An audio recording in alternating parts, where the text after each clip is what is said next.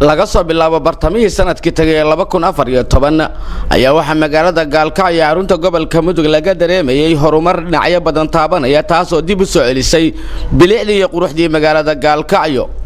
magaalada Gaalkacyo ayaa waxa ilaa haatan waxyaabaha laga xusi karo hirgelintooda tan iyo wixii ka dambeeyay sanadii 2014 kamid ah dhismaha iyo dib u dayactirka wadooyinka gelinta leerar ku shaqeeya ilayska qorraxda iyo sidoo kale dhisida xarumaha maamulka kuwaas oo intooda badan kuwa ay gacan ka geysteen hay'adaha samafalka qaarkood.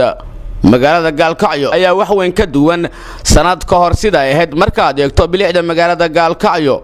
magaalada Gaalkacyo ayaa inta badan waxa muddooyinkii u dambeeyay ka jiray burbur lixaad loo haystay wadooyinka iyo sidoo kale adeegyada bulshada oo aad u badnayn, balse wixii ka dambeeyay 2014 waxa magaalada Gaalkacyo laga dareemayaa isbedel xooggan.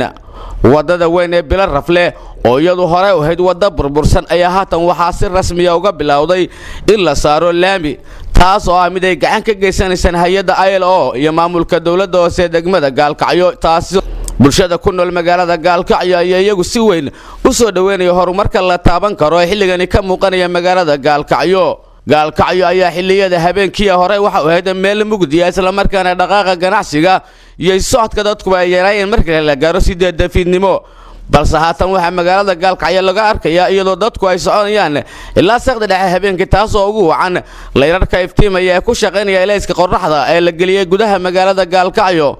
leerarkaasi oo iska kaashadeen sanduuqa xasilinta Soomaaliya iyo wasaaradda arrimaha dibadda dalka Norway.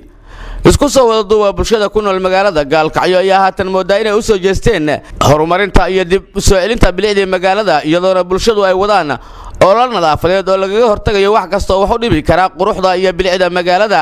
Cabdirasaaq Maxamed Axmed, warbaahinta qaranka, Gaalkacyo.